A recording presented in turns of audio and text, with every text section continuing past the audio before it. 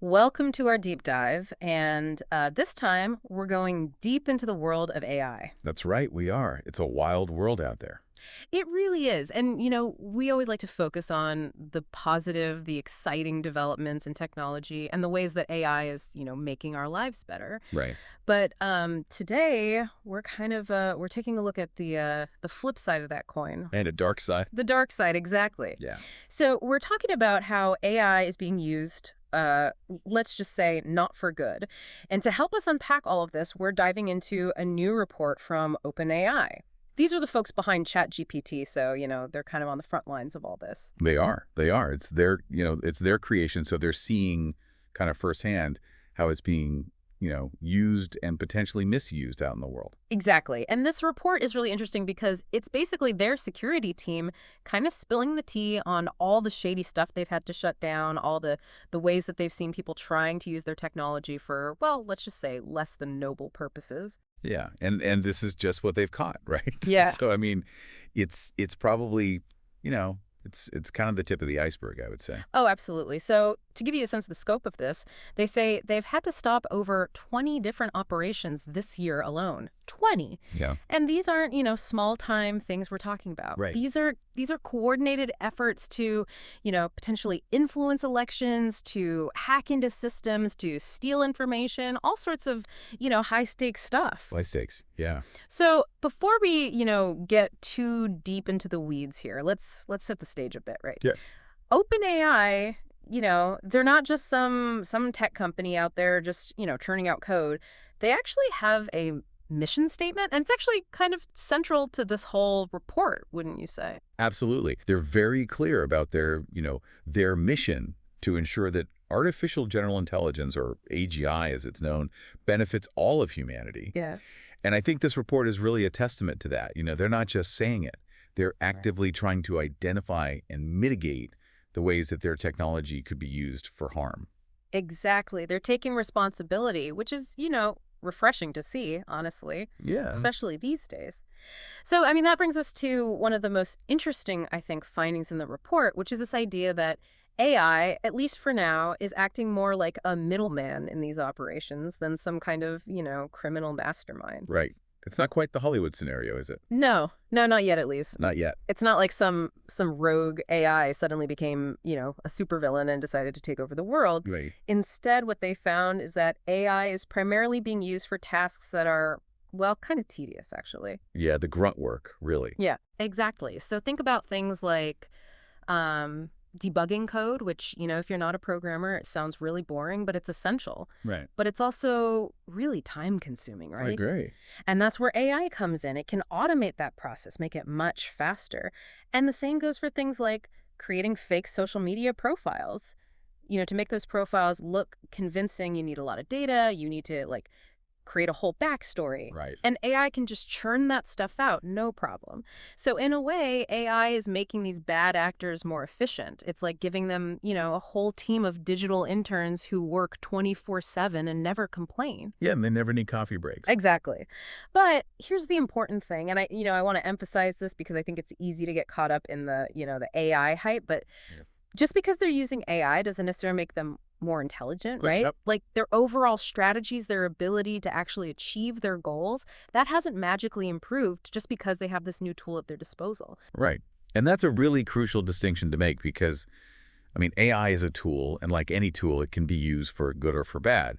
But it's still ultimately up to the human behind the tool to decide how it's going to be used. Exactly. It's like, giving a hammer to a carpenter versus giving a hammer to, well, someone who wants to break things. The hammer doesn't change the intent. Right. It just might make the carpenter more efficient at building, or, unfortunately, the other person more efficient at destroying. Right. So it's not that AI is making these, bad actors inherently more dangerous or more sophisticated in their thinking.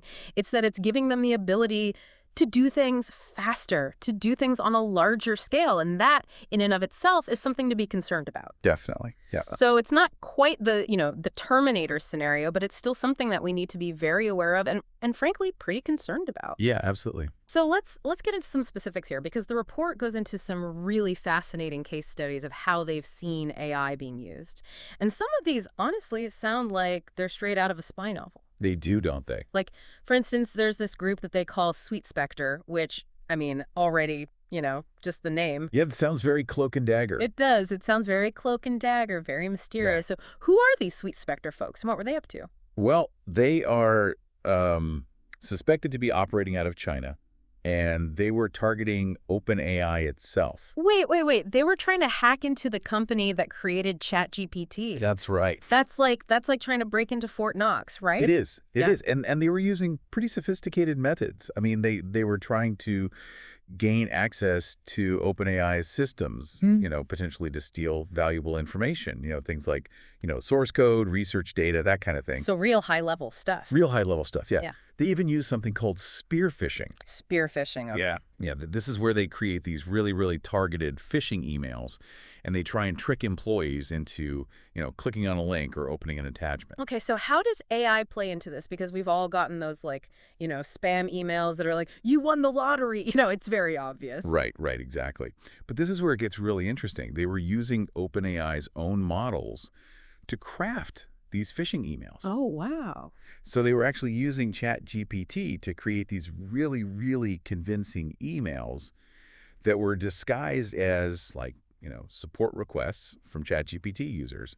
And they even included malicious attachments in these emails. Oh, no. Yeah, and these attachments were designed to deliver malware, specifically a program called Sugar Goose RAT. Sugar Goose? What is that? What does that even do? So it's a type of malware that can essentially give hackers control over your computer. Oh, no. So they can steal your data, they can spy on your activity, they can even use your computer to launch other attacks. It's not good. No, it's like giving someone the keys to your digital kingdom. Exactly. So what happened? They obviously went through all this trouble. They used AI to create these really convincing emails. They had this malware ready to go. Did they actually manage to get into OpenAI systems? So thankfully, no. OpenAI's internal security measures were robust enough to identify and block these malicious emails before they could do any real damage. Oh, thank goodness. So a close call, but a crucial victory for OpenAI. That's a relief. But it does make you wonder, if they're willing to go to these lengths, if they're this sophisticated in their methods, what other kinds of tactics are they employing? Right. And it's not just about, stealing information or disrupting online services. The report also talks about this group called cyber avtringers, and their goals seem a lot more, sinister, I guess, a lot more real-world consequences. Yeah, definitely a lot more serious. Yeah. So cyber avtringers, instead of focusing on tech companies or individuals, they set their sights on critical infrastructure. Critical infrastructure. Yeah. We're talking about the essential services that we all rely on every single day. Yeah. So things like power grids, water systems, transportation networks, that kind of thing. So not just stealing data or making a website go down, but potentially causing real-world chaos and disruption. Exactly. And this really highlights the very real-world consequences that these cyber attacks can have, right? It's not just some theoretical thing that happens in the digital realm.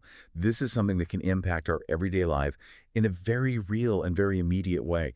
Imagine, waking up one morning and finding out that your city has no power or water because of a cyber attack. That's a terrifying thought. And it's not outside the realm of possibility. We've seen attacks like this happen before. And as these groups become more sophisticated in their use of AI, as they find new ways to exploit these technologies, the potential for disruption, for chaos, for real harm, it just grows. It does. And I think that's why it's so important that we're having this conversation, because understanding how AI is being utilized in these attacks, it's not just, a matter of technological curiosity. It's about our safety and security in an increasingly interconnected world. We've got digital spies, cyber saboteurs. It's like something out of a techno thriller. Oh. And speaking of things that can keep you up at night, the report also goes into how AI is being used to try and mess with elections. Yeah, election interference, it's nothing new, right? Right. But AI just adds a whole other layer of complexity to it all. It does. So what are we talking about here? Is it like AI algorithms, like choosing candidates or something? No, it's not that sophisticated, or at least not yet. It's more about using AI to amplify existing tactics. Think of it like this.